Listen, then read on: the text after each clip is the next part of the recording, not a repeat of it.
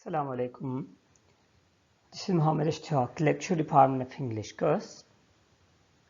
You are welcome to the course of psycholinguistics, lecture number 11. This topic is actually in continuation to the earlier topics mentioned, contrastive analysis. This time we are going to discuss different versions of contrastive analysis hypothesis. We have already discussed what is contrastive analysis, its implications in many different aspects of it, its major claim, its various criticism, and things like that.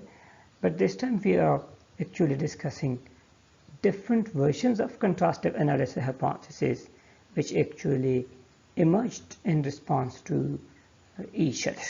For instance, the first version was followed by second version, was followed by a third version. Let's move to the contents of the topic.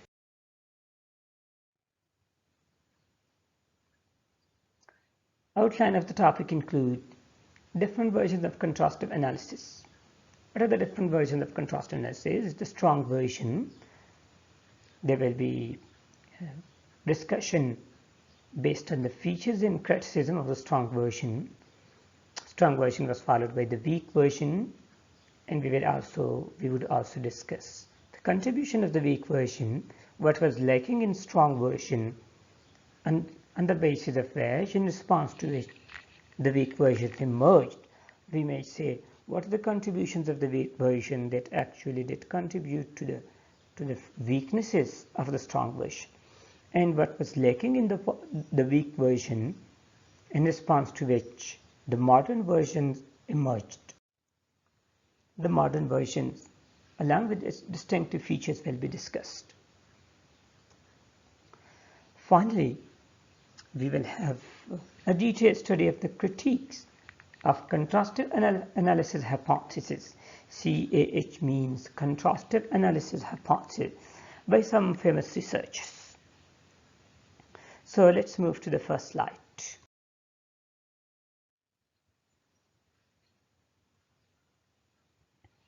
We have three different versions of contrastive analysis: the strong version, the weak version, the moderate version. And now we are going to discuss the very first one. The first one is actually the strong version, which we would like to have a discussion about. The strong version was rooted in behavioral psychology, in structural linguistics. And we may say, whatever we discussed in the first lecture, contrastive analysis hypothesis, its very basic claim and major criticism, it's actually the strong version, but still we are going to discuss it in more detail. This was also discussed in our lecture, that the strong version, that contrastive analysis hypothesis, belong to behavioral psychology and structural linguistics. Same as against the strong version, that it is also its roots in behavioral psychology and structural linguistics. No need to discuss it further. Already we have touched upon what is behavioral psychology and what is meant by structural linguistics. So according to the strong version, the prime cause or even sole cause of difficulty in errors in the foreign language learning is interference coming from native language. So look at, we have three important words. According to strong version, they consider the prime cause, the basic cause, the sole cause, the only cause of difficulties. The only cause of difficulties or error in foreign language learning or second language learning, whatever you call it, though there is slight difference between foreign language and second language. It is interference. Interference from one.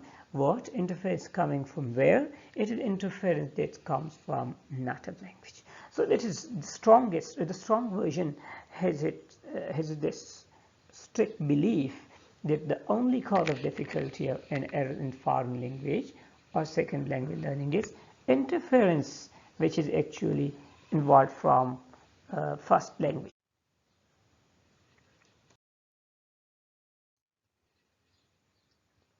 So the notion of interference is considered as a principal barrier to second language learning.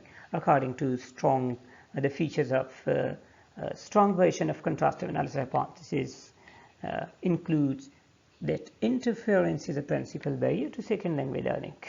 interference is a principal barrier. Second, the strong version of contrastive analysis hypothesis, it has rather made strong claim with respect to predicting difficulties and errors of second language learning or foreign language learning. So look at, as far as the second major feature is concerned, the strong version claims that contrastive analysis can predict difficulties and errors of second language learning, and it is on the basis of this second and the basis of this first feature that it has been severely criticized, and in response to which the weak version of contrastive analysis hypothesis emerged. We will discuss it one by one when we come to the weak version or when we come to the criticism section. So they say, number 3, the difficulties are chiefly the difficulties in foreign language learning or second language learning. They are chiefly, or in some cases wholly, due to difference between two languages. Different mean difference of system, different of formal features, mean difference in the phonological system, different in the morphological system, difference in syntactic system, different in lexical system and semantic system, or many different levels. So 3 very important features of strong version is that they say interference is a principal barrier to second language learning, interference from first language. They say that contrastive analysis can help in predicting difficulties and errors of second language learning. They say that by their means, proponents or advocates of strong version of contrastive analysis hypothesis that the difficulties are chiefly, not chiefly, they say in some cases chiefly, but generally wholly, means completely due to the differences in the systems, in the formal structure system of the languages, sound system, word system, phrase system, sentence pattern systems, meaning system, discourse system. So there are differences in two languages on the basis of which you can say the difficulties actually arise to second language learner or foreign language learners.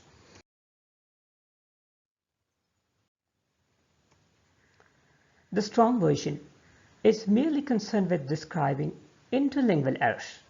So this is one of the flaws of strong version, that it only focuses on one type of error, interlingual errors. So what is interlingual errors?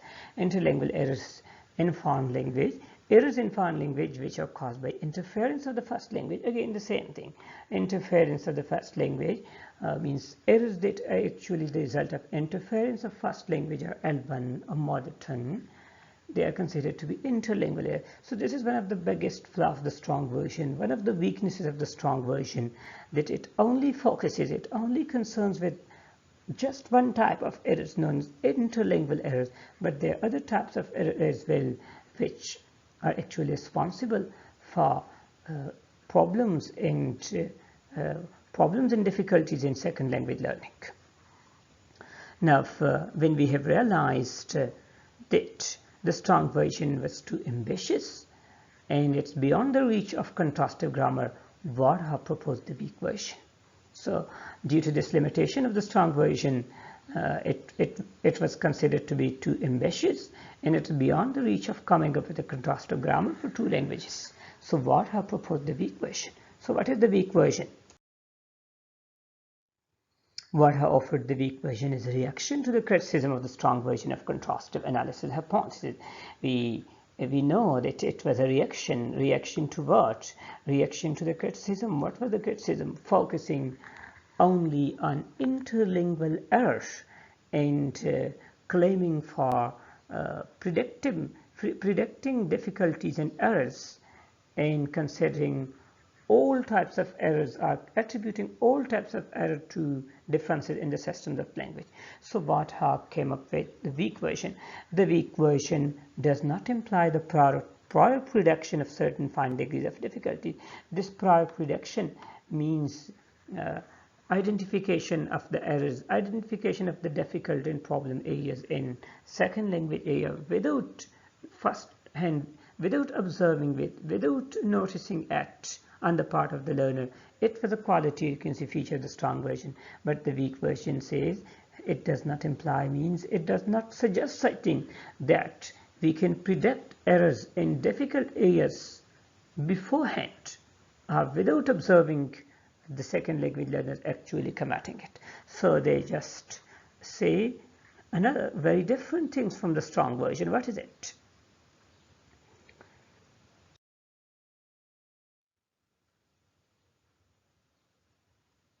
The weak version, it recognizes the significance of interference across languages, the fact that such interference does exist, and can explain difficulties, but it also recognizes that linguistic difficulties can be more effectively explained after they have been noticed.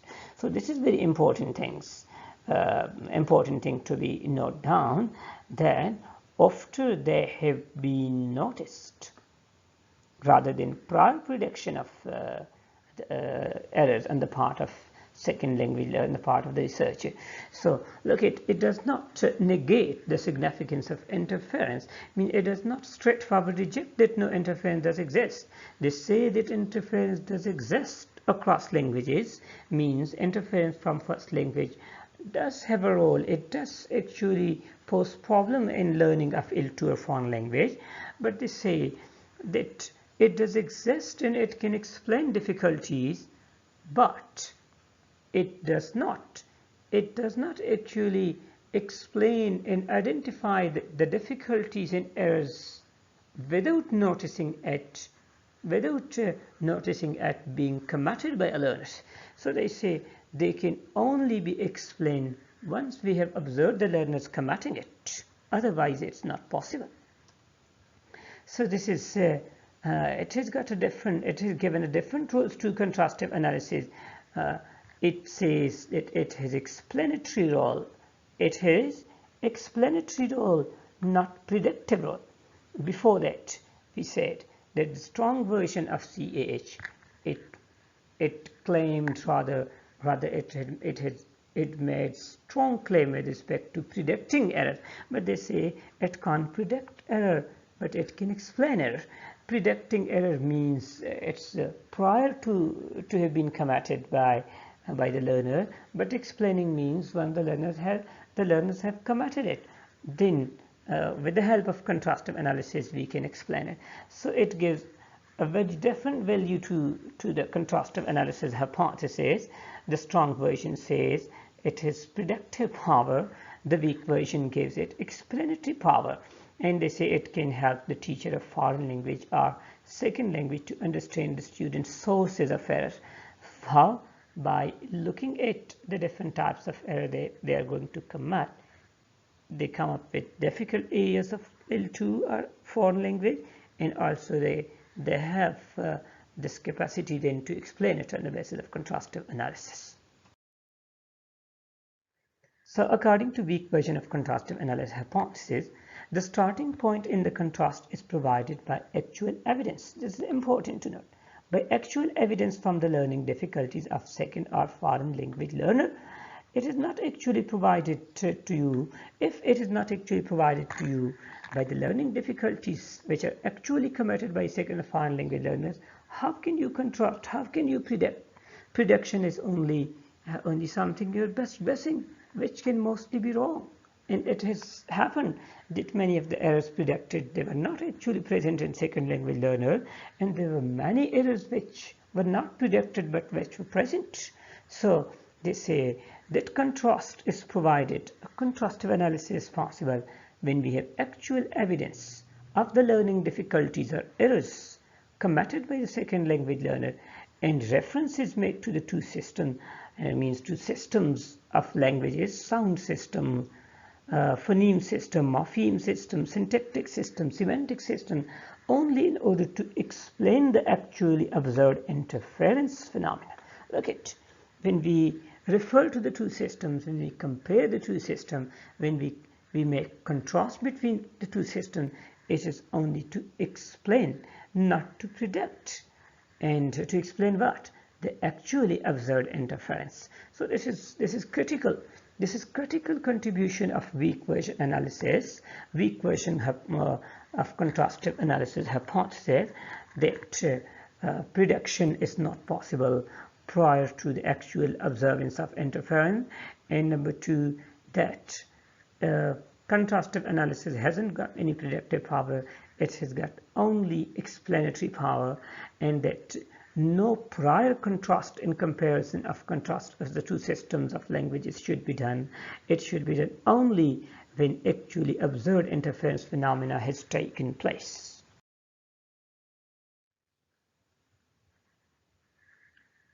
It has happened quite often that a mismatch in L1 and L2 surface structure features will not necessarily cause interference in learning. For example, basic word order, morphological structure, phonological features, these not all differences necessarily cause problems.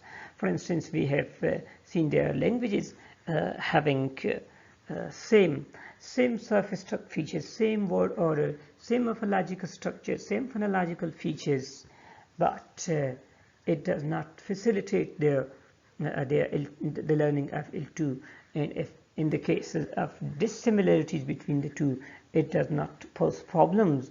For instance, rather it has got something deep than surface structure features. Surface structure features mean dissimilarities, and the surface structure features is not necessarily causing interference, means posing problems, or may be considered as the source of error. And similarly, similarity, a match in the surface structure of L1, L2 will not guarantee, as far as problems is concerned, as far as errors is concerned, that they will be eradicated. So why? Because not all differences are actually caused by the surface structure features. Some errors, if not all this not all difficulties and errors are caused by surface structure features, then they are caused by what? Actually, they are caused by something other. Some errors occur in L2 learners regardless of L1 background. Whether L1 background is matching with it or it is mismatched with it, such as intralingual errors. Intralingual errors occur whether your surface structure features is in similarity with your mother tongue, or whether it is mismatched with the surface structure features of your L1 mother tongue. What are the intralingual error? For instance, causative construction. I make him to leave. This error of using to infinitive where bare infinitive is needed. Bare means this structure is actually, you can say, incorrect. People say I make him to leave, whether where it is needed to use bare infinitive like leave rather than to leave, I make him leave. Or preverbal negation, such as now understand, and not all difficult. Preverbal negation we have already discussed in our earlier lectures. So we may say not all difficulties result from language differences, or not all difficulties result from mismatch between the surface structures. Some of the difficulties, they arise just because the subsystem of L1 itself or L2 itself. So irrespective of the surface feature, surface structure features of L1, L2, or regardless of the L1 background.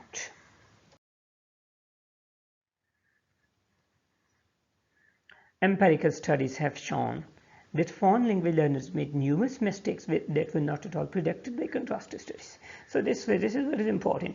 The strong version of contrastive analysis say that they can predict language difficulties and errors on the part of L2 without having actually observed.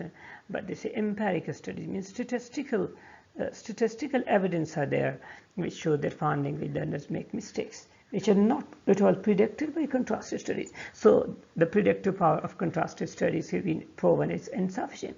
And similarly, on the other hand, they found mistakes that were predicted, those mistakes that were predicted with the help of contrastive analysis hypothesis, they were hardly ever made by learners, learners did not commit it. So these empirical studies have actually undermined the belief of strong version of contrastive analysis hypothesis. That's why it was followed by a weak version of contrastive analysis hypothesis, that it hasn't got predictive power, it has got only explanatory. And where such problems happen, this particularly happens in grammar.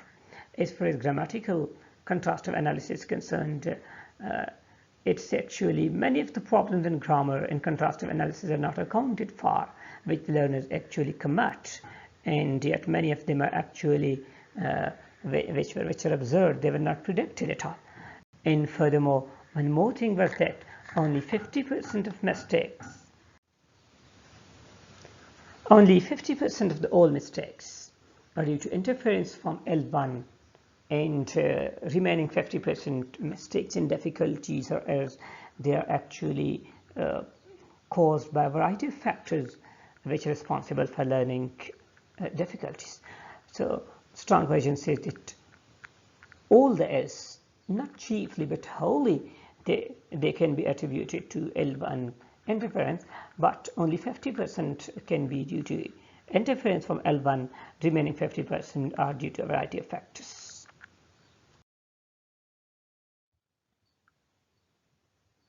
The moderate version. It was proposed in 1970s by Oler Ziaseni, which actually showed a compromise between the two versions of contrastive analysis hypothesis, and they called it a moderate version. What is meant by the moderate version?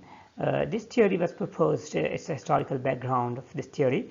This theory was proposed or was based on their research of spelling errors in learners of English as L2, which showed that spelling errors were more common among those learners who use a Roman script in their native language, Spanish or French, than among those who use a non-Roman script, for example, Arabic or Chinese. So this is what we have already explained in one of our earlier slides. For instance, look at these things: spelling errors committed by L2 learners, L2 as English and Spanish, French. These are languages which has got similar surface structure. Similar surface structure mean that the system of writing system used by English is Roman, and the writing system used by Spanish or French is also Roman, but still they make more mistake. They made more mistake. And as far as non-Roman script, Arabic or Chinese language is concerned, their writing systems are different from English.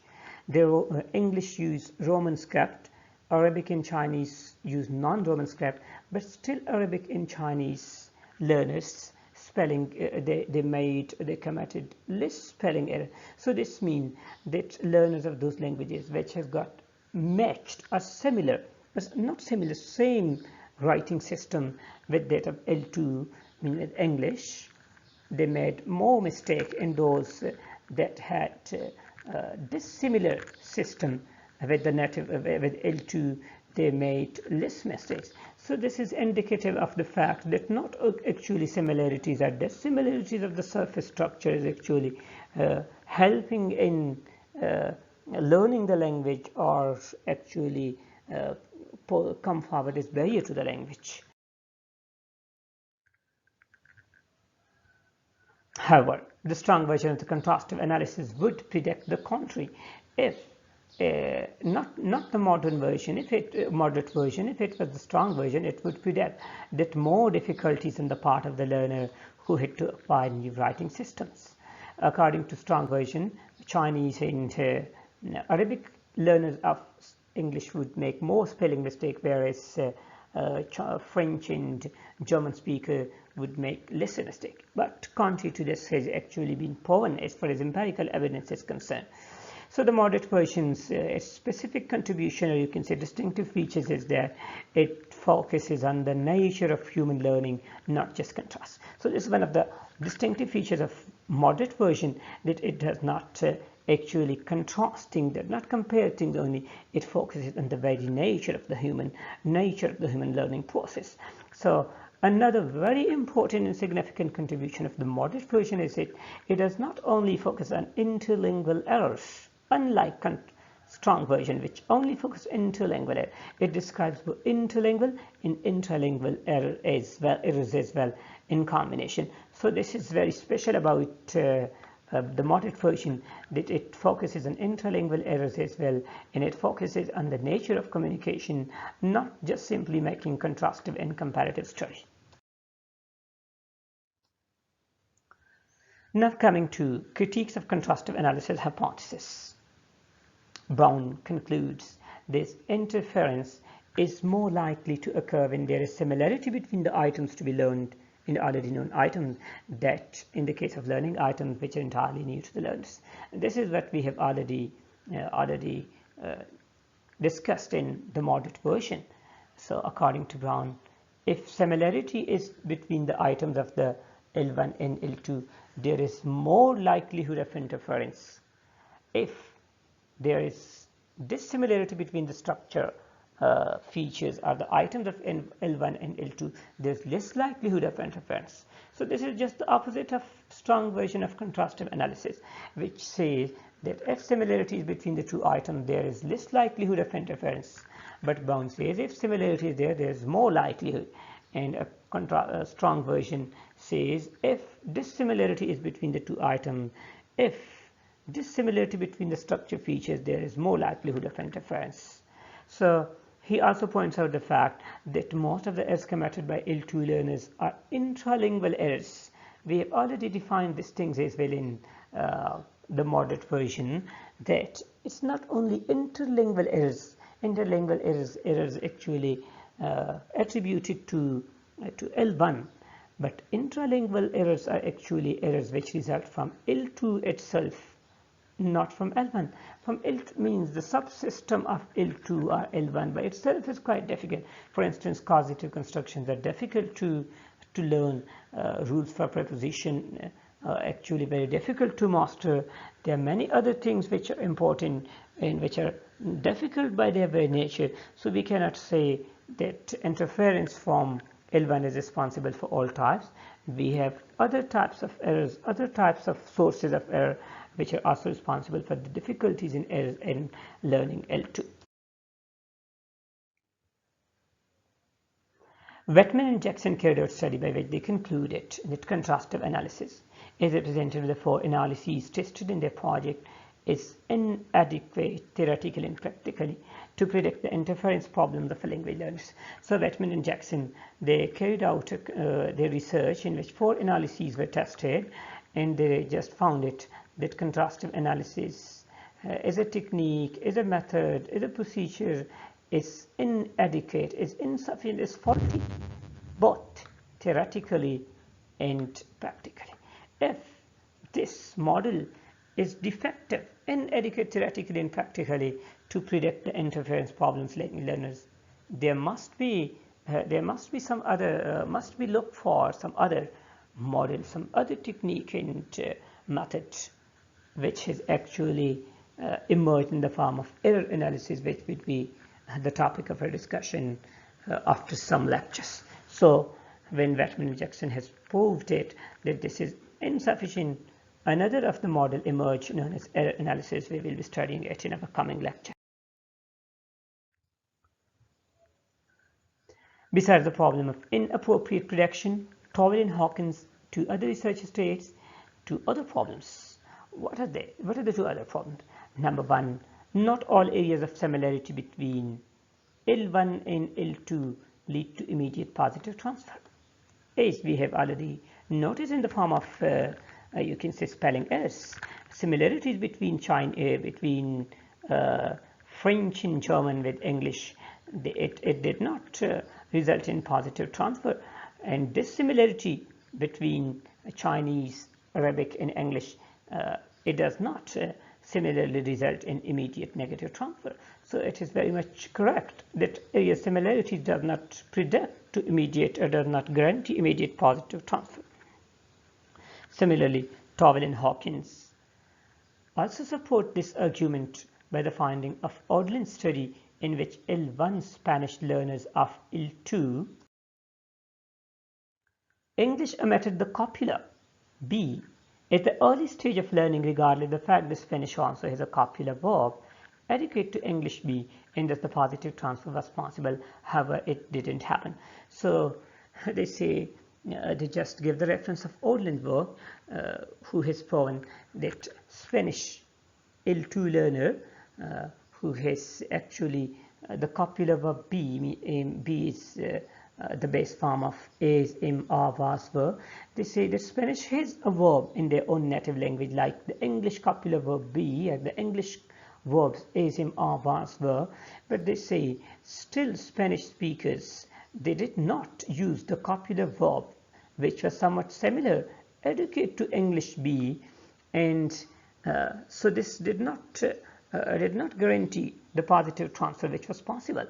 If Spanish has also the similar verb, like the English B form of verb, the English B verb, but still Spanish speakers of Spanish learners of English, they did not use it. So it's not actually necessary that similar feature will result in similar positive transfer. The other problem they argue is that only a small number of errors committed by L2 learners could be unambiguously attributed to transfer from L1. Again, it's very much self-evident. Not all errors can be attributed to interference from L1, only a very small portion, a small, you can say percentage, even less than 50% can be due to L1. And the end of the lecture. In case of any question, you're welcome. You may pose and you may come up with any question. You may mail it at ishtiq@kust.edu.pk. Hopefully you will be given a timely response.